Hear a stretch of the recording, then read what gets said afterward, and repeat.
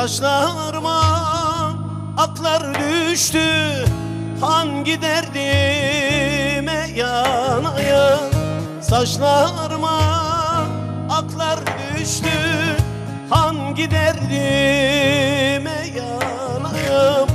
Yar dediğin yara açtı, sana nasıl yar olayım?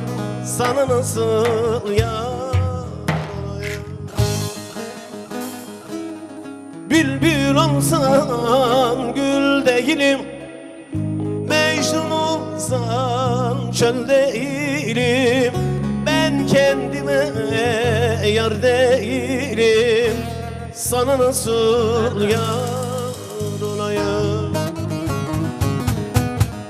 Bülbül olsan gül değilim, Mecnun olsan çöl değilim.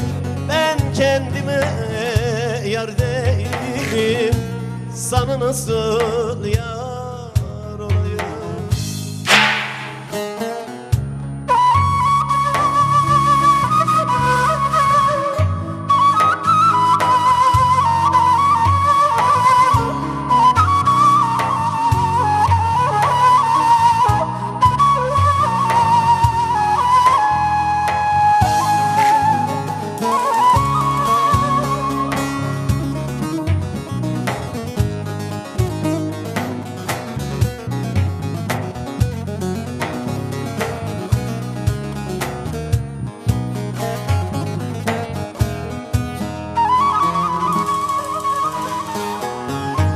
Gönüldeydi bir zalime, kına yaksınlar eline.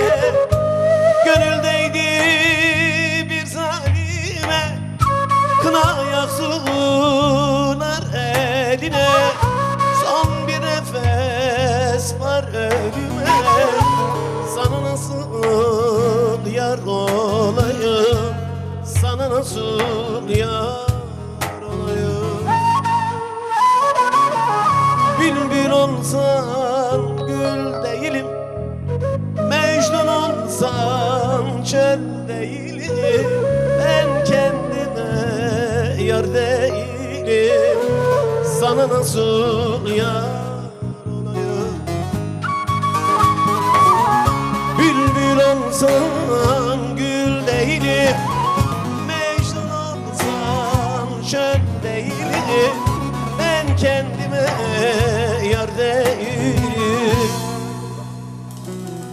sana nasıl